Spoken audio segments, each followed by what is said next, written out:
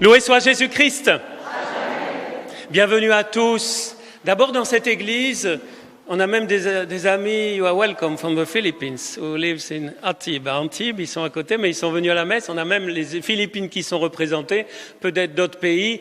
On n'est pas très nombreux dans l'église pour l'instant en raison des mesures sanitaires, mais on est heureux d'accueillir aussi tous ceux qui viennent en vacances. On peut les applaudir, tous ceux qui viennent au beau soleil de Fréjus.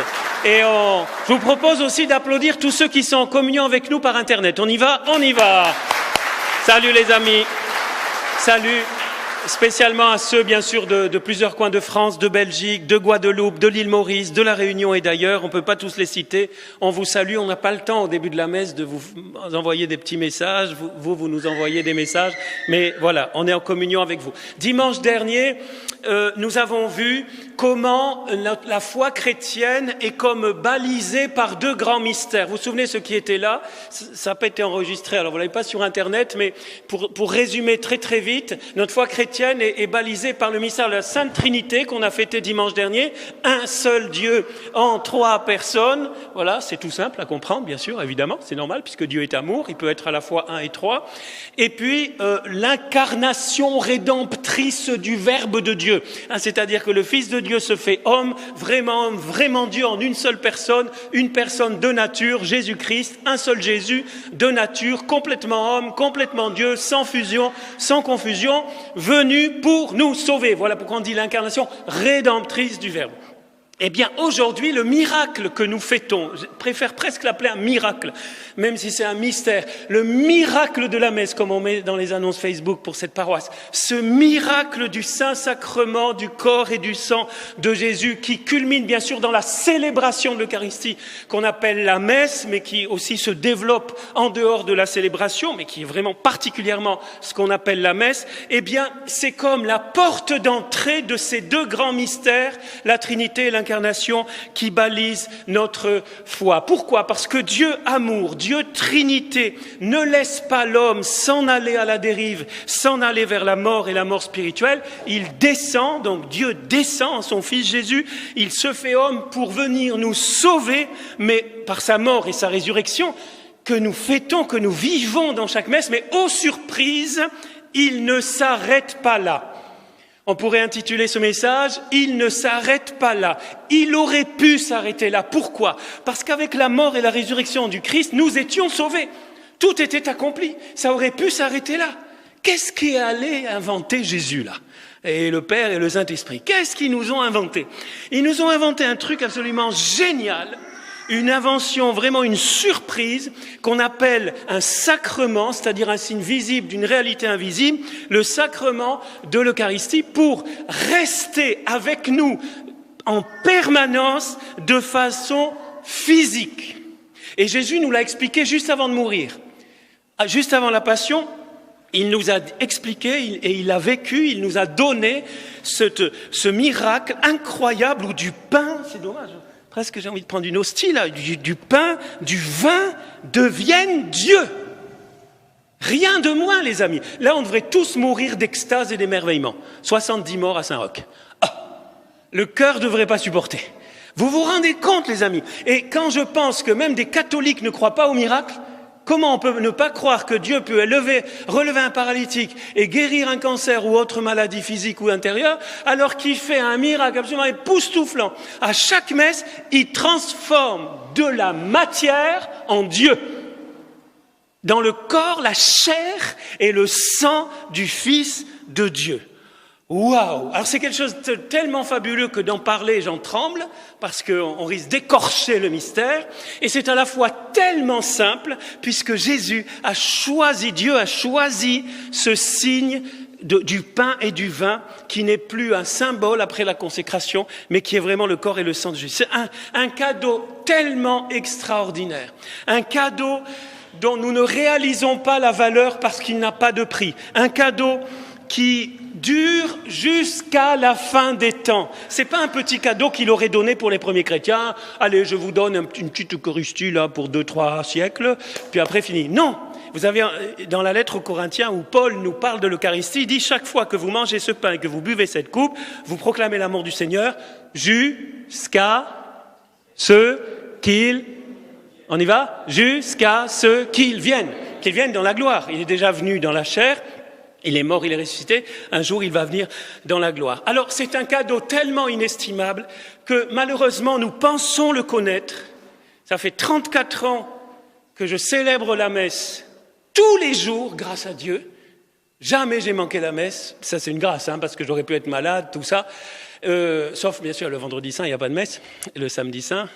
Mais sinon, et pourtant, je vais vous confesser quelque chose. N'écoutez pas, là. Non. J'arrive pas à m'habituer. J'ai essayé.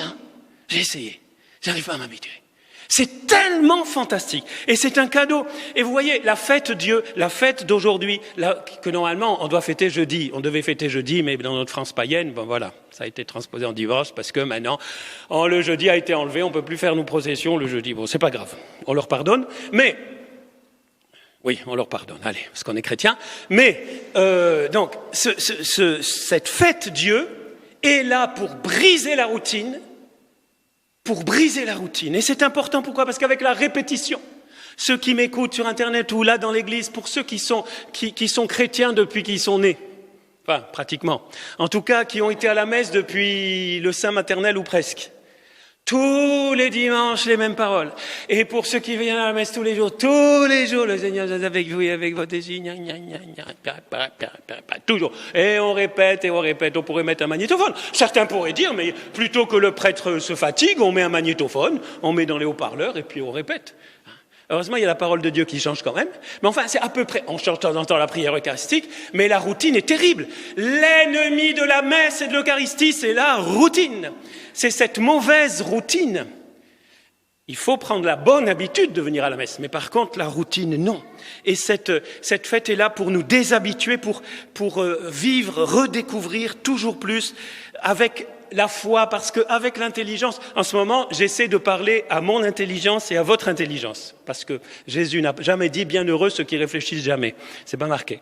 On peut capter quelque chose, saisir quelque chose du mystère pour après aller au-delà. Donc je suis en train de parler à votre intelligence en demandant au Saint-Esprit d'aller au-delà dans vos cœurs pour rentrer dans ce mystère qui est résumé par ces paroles.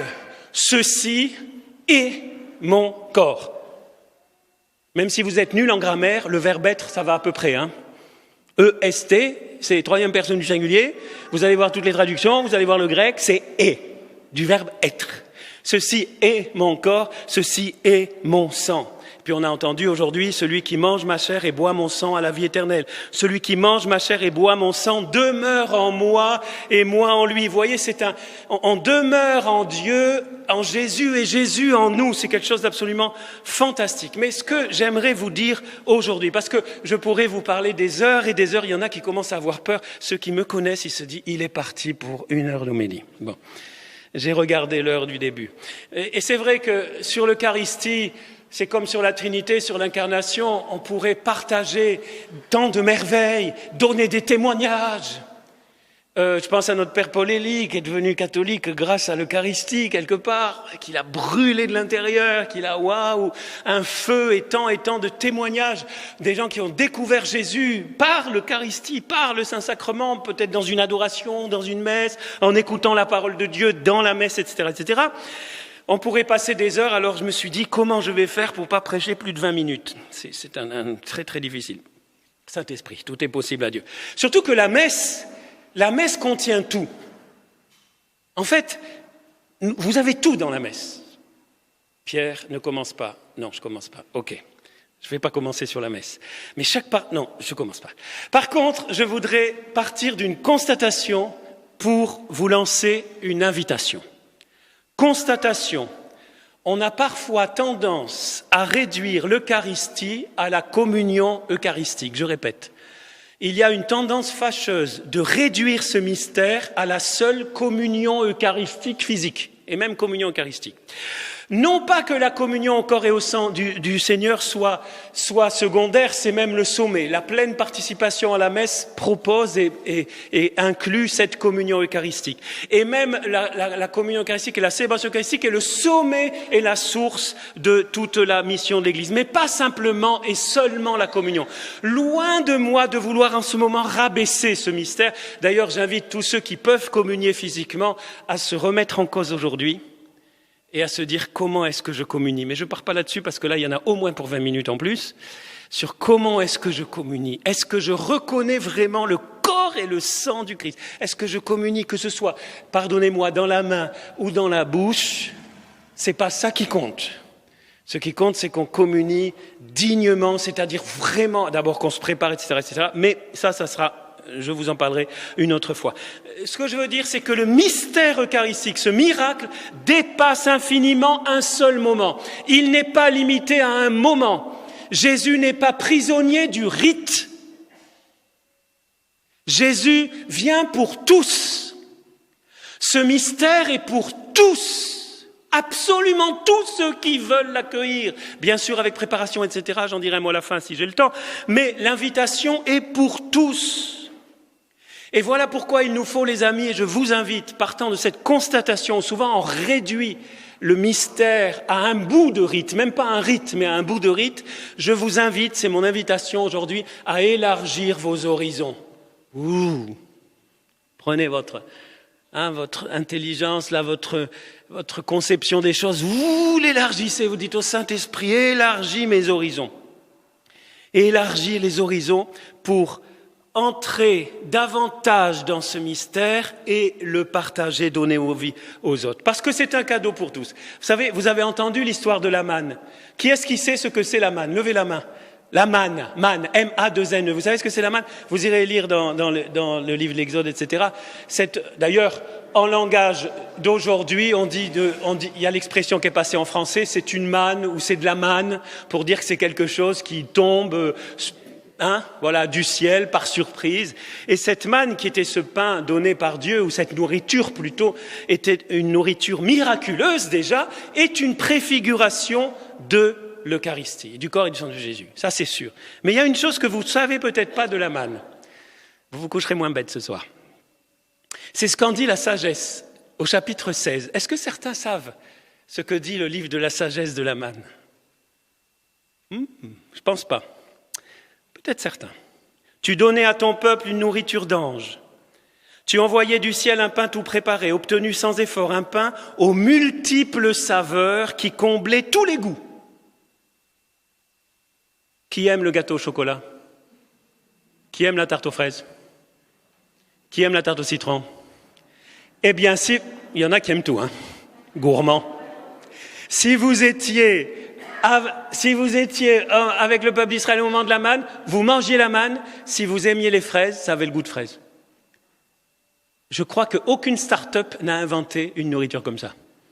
Une nourriture, vous la mangez, ça prend le goût de ce que vous préférez. Dangereux pour les gourmands, Mais c'est génial, mais c'est ce que dit la sagesse. Qui comblait tous les goûts, substance qui révélait ta douceur envers tes enfants. Qui servait le désir de chacun et s'accordait à ses vœux. Se prêtant une fois encore à toute transformation, la manne était au service de ce que tu donnais, une nourriture universelle, accordée au désir de ceux qui t'imploraient. Quelle préfiguration de l'Eucharistie, une nourriture universelle qui rejoint chacun dans ses besoins, qui nous prend là où nous en sommes du chemin. Ce pain de la route, ce viatique pour le voyage, qui s'adapte à nos besoins. Waouh! Mais vous vous rendez compte, si je cite tout, ça va être trop long, je vais être beaucoup trop long. Un pain aux multiples saveurs qui comblait tous les goûts. Vous voyez, je vois là une preuve de ce que je suis en train de vous dire, c'est que l'Eucharistie, elle est pour tous et elle s'adapte à tous. Alors, rapidement, je vous propose 3 angles d'approche de ce mystère. Très rapidement, vous allez voir, ça va aller vite. 3 angles. Un mystère de visitation, un mystère de transformation et un mystère de mission. Visitation, transformation, mission. Pourquoi visitation? Parce que c'est l'invention géniale de Jésus et de Dieu, le Père, le Fils, le Saint-Esprit, qui a choisi ce moyen très concret, très incarné, très physique, pour rester physiquement avec nous. C'est pour ça qu'on a un tabernacle. C'est pour ça que quand vous passez devant une église, elle est ouverte, arrêtez-vous 2 minutes. Faites un petit coucou à Jésus. Bien sûr, il est là dans vos cœurs. Bien sûr, cette présence n'est pas la seule, mais c'est une présence qu'il a voulu inventer. Alors, n'allez pas me demander pourquoi je ne suis pas Jésus-Christ. Et ça sert à rien, ça c'est bien français, mais pourquoi tu as inventé ça? Mais Jésus est aussi présent dans mon cœur, mais pourquoi rentrer dans une église? Mais pourquoi adorer le Saint-Sacrement? Mais tout simplement parce que Jésus nous l'a donné. Voilà, pardonnez-moi, je suis peut-être un peu bête, mais si Jésus nous a donné cette invention absolument géniale, pourquoi s'en priver? On se prive d'un cadeau fantastique. Et vous savez, ceux qui prennent du temps, de temps en temps, d'adoration, qui s'arrêtent dans une église devant le Saint-Sacrement exposé ou non, ils savent mieux autant que moi, sinon mieux que ce que je dis est vrai. Parce qu'avec le temps, avec la fidélité, on voit que justement cette manne venue du ciel transforme notre vie. Une invention géniale où Jésus... Donc, une invention où les 3 personnes se mettent ensemble, de la Trinité, le Saint-Esprit, Jésus qui s'offre au Père, le Père qui reçoit, c'est par lui, avec lui et en lui, à toi, Dieu le Père Tout-Puissant, dans l'unité du Saint-Esprit, tout honneur et toute gloire pour les siècles des siècles. C'est la grande doxologie qui finit la prière eucharistique, qui résume tout. Donc, Jésus nous visite pour rester avec nous. Et moi, je suis avec vous tous les jours jusqu'à la fin du monde. Moi, j'ai résumé ça en disant, l'Eucharistie, c'est à la fois Yeshua et Immanuel. C'est à la fois Yeshua, Jésus qui sauve, c'est Jésus en hébreu, et c'est à la fois Immanuel, il est l'Emmanuel, Dieu avec nous. Mystère de visitation, mystère de transformation, une double transformation. Alors c'est ce qu'on appelle, attention, attachez les ceintures de sécurité théologique, la transsubstantiation. T'arrives à dire ça, toi? Transsubstantiation. C'est difficile, hein? Ben oui. Même les adultes, ils n'y arrivent pas, de toute façon. Transsubstantiation. C'est-à-dire que la substance est transformée. Si vous allez analyser une hostie consacrée, on ne le fait pas par respect, etc., il y aura les éléments du pain. Mais la substance qui est bien plus que les éléments chimiques a changé. C'est plus la substance du pain et du vin, c'est la substance de Jésus-Christ, Fils de Dieu, du corps et du sang de Jésus. Si bien que dans les miracles eucharistiques, j'allais dire les doubles miracles, vous savez, il y a des miracles eucharistiques où parfois, par exemple, un prêtre qui doutait de la présence, un moment, tac, et puis il y a plus du pain, il y a un bout de chair dans la patène. Seigneur, je n'ai pas besoin, moi j'y crois. Et ils ont analysé, c'est du muscle cardiaque. Il y a beaucoup de miracles comme ça. On n'a pas besoin de ces miracles pour croire, mais c'est intéressant. Bon, je ferme la parenthèse. Mais pas simplement une transsubstantiation, une transformation des éléments, c'est aussi une transformation de l'assemblée, de nous-mêmes. En fait, c'est un mystère si nous nous laissons faire, si nous vivons la messe à fond, à chaque fois, je vais vous dire, les amis, vous rentrez, vous sortez, vous n'êtes plus les mêmes. Alors ça ne se voit pas, on prend la photo, on pourrait faire l'essai, on prend une photo avant la messe et après la messe. Ça devrait être à peu près pareil. Sauf qu'on a sué un peu plus et qu'on est décoiffé peut-être, je ne sais pas. Mais voilà. Mais sinon, il y a quelque chose qui change, il nous transforme. Et puis enfin, un mystère de mission. Et je vais finir par là. Dans ce sacrement, Dieu nous envoie en mission. C'est la vocation de la fraternité missionnaire Jean-Paul II, pour ceux qui sont intéressés, c'est de vider les églises. C'est de dire, ne restez pas là, enfin, attendez la fin de la messe. Mais après, on vous renvoie pas. Allez à la maison, ça a été assez long. On vous envoie en mission. Vous savez, pour ceux qui connaissent le latin, Benoît XVI, en 2008, a rajouté des formules à la fin. En latin, comment dit le prêtre en latin à la fin de la messe? Le dernier mot qu'il dit, ite, allez, missa est, la messe est dite. Allez, la messe est dite. Ça veut pas dire bon débarras, ça a été trop long, enfin on rentre à la maison pour manger le steak frites. Non. Ça veut dire on est envoyé en mission. Et Benoît XVI en 2008, écoutez bien les latinistes, a rajouté des formules. On peut dire aussi ite ad evangelium domini nunciandum. C'est évident.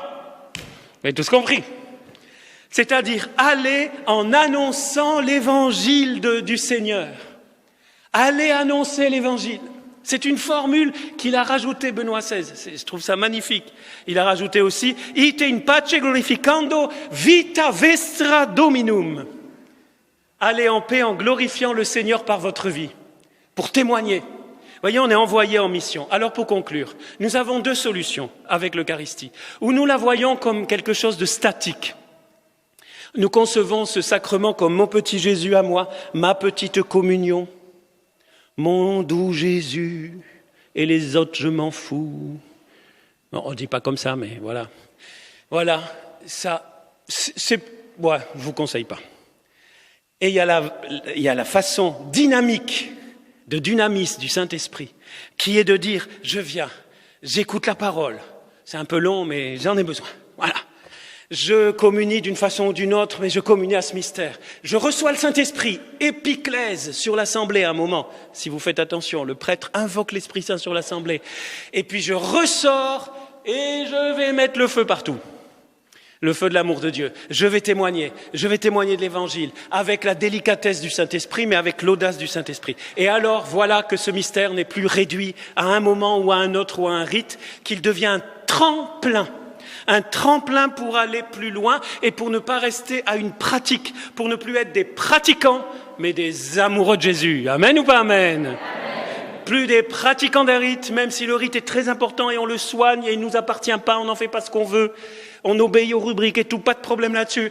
Mais on est des amoureux qui voulons porter l'amour que nous recevons, car c'est un mystère d'amour. Jésus se donne d'une façon non sanglante, mais il se donne. Les amis, vous êtes plus à Fréjus, en Guadeloupe, à l'île Maurice, à La Réunion. Nous sommes au Calvaire en ce moment. Nous sommes en même temps au Calvaire, devant la tombe de la résurrection et au Cénacle de Pentecôte.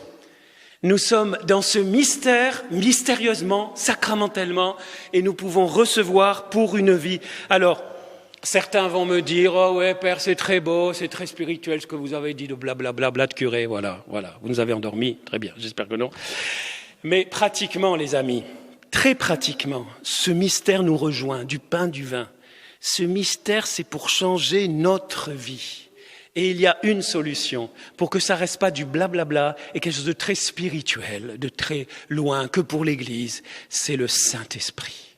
C'est de demander à ce cher Saint-Esprit, Saint-Esprit, toi qui as inspiré, toi par qui la transformation va être possible, toi qui vas traverser les mains du Père Robert et du Père Pierre, et puis ça va, elles sont pas cramées, mais voilà, ça traverse les mains, tchouk, et puis ça c'est fou, hein. S'il y en a qui m'écoutent, des jeunes hommes qui savent pas quoi faire, c'est super d'être prêtre, au passage. Voilà. Et le Saint-Esprit, les amis, je vous invite, ceux qui m'écoutaient là sur Internet ou à l'église, je vous invite à continuer à demander au Saint-Esprit pour qu'il vous éclaire et qu'au-delà des pauvres paroles qu'on peut partager sur l'Eucharistie, il vous fasse comprendre que c'est un mystère qui change notre vie et que nous avons besoin, que j'ai pas envie d'aller à la messe et le curé il est comme ça. C'est toujours la faute du curé d'ailleurs, ou des prêtres, hein, voilà. Mais si vous allez à la messe pour le curé, n'y allez plus. Si vous n'allez pas à la messe pour Jésus, retournez à la maison. Ça sert à rien. Si vous choisissez votre messe pour la coupe de cheveux du curé ou parce qu'il parle bien, vous serez déçus. Parce que même les meilleurs prédicateurs, un jour, ils peuvent faire des gaffes et puis vous allez tomber de haut. On ne suit pas un prêtre, on suit Jésus. Amen ou pas amen? Pardonnez-moi de m'exciter, mais je suis pas en colère. Je suis pied noir, c'est tout. Je suis pas en colère. Je vais finir, parce que j'étais un peu long aujourd'hui, mais je vais finir, les amis, par une belle prière de Saint Éphrem pour vous inviter à demander le Saint-Esprit, à prier le Saint-Esprit. Ceux qui veulent peuvent se joindre à moi. Dans ton pain se cache l'esprit qui ne peut être consommé. Dans ton vin se trouve le feu qui ne peut être bu. L'esprit dans ton pain, le feu dans ton vin. Voilà une merveille accueillie par nos lèvres. Le feu de la grâce descend sur le pain et y reste. Au lieu du feu qui détruisit l'homme, nous avons mangé le feu dans le pain et nous avons été vivifiés. Au nom du Père et du Fils et du Saint-Esprit. Amen.